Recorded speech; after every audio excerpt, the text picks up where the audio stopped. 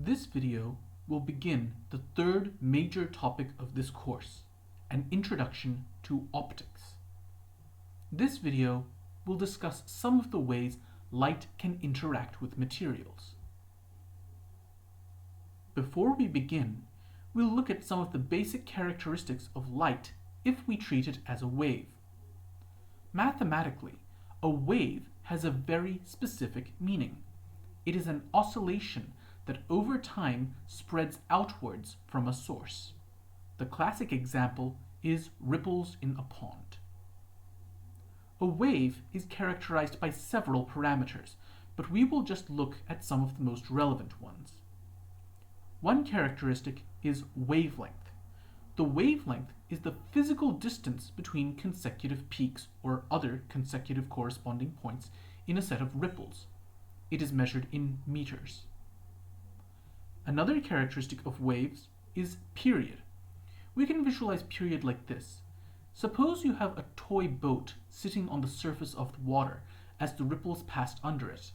The boat will start bobbing up and down. The time it takes for a complete cycle from peak to trough and back to peak is called the period. It is a time measured in seconds.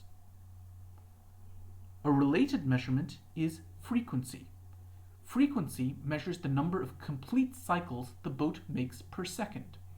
Frequency is calculated as 1 over the period. It is measured in cycles per second, a unit also known as hertz.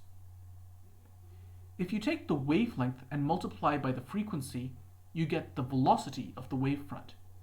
This quantity should look familiar. We saw velocity in the last video when we calculated the speed of light. Velocity is the rate at which the first peak in a set of ripples expands outwards. In a vacuum, the speed of light is 300 million meters per second, a constant. The wavelength and frequency can take on any values as long as those values multiply to 300 million meters per second. So you could have waves with long wavelength and low frequency, like radio waves, or waves with short wavelength and high frequency, like gamma waves. Different ranges of wavelength and frequency have different names based on how we have applied the waves. For instance, visible light, the light that our eyes are sensitive to, encompasses wavelengths of light from red at 800 nanometers wavelength to violet at 400 nanometers wavelength, a tiny fraction of the overall spectrum. Light waves interact with matter in different ways.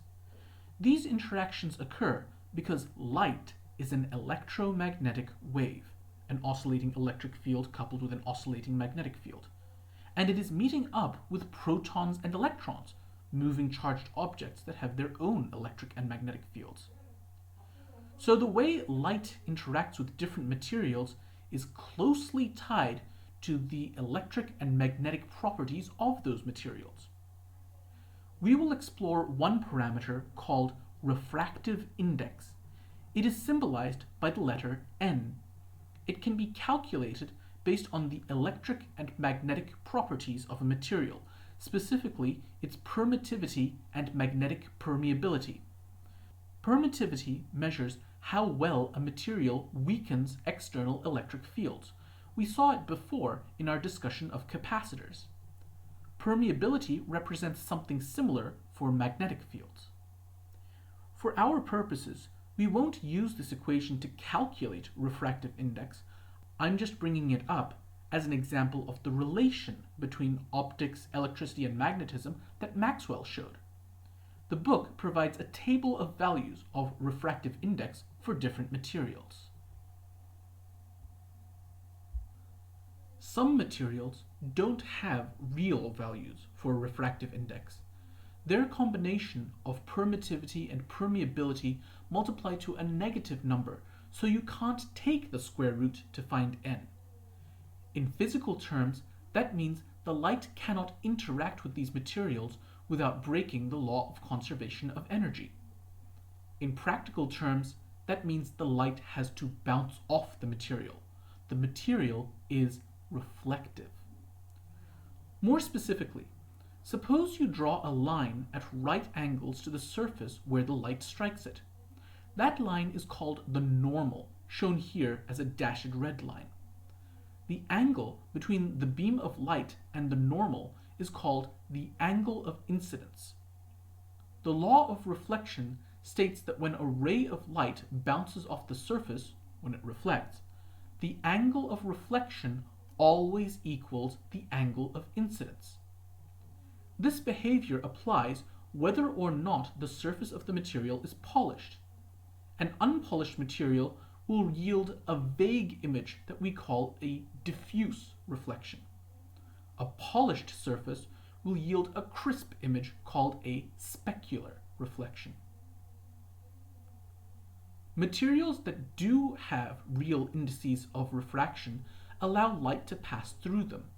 However, as the light passes through the material, the repeated interactions with atoms, a series of absorptions and emissions, will cause the light to slow down.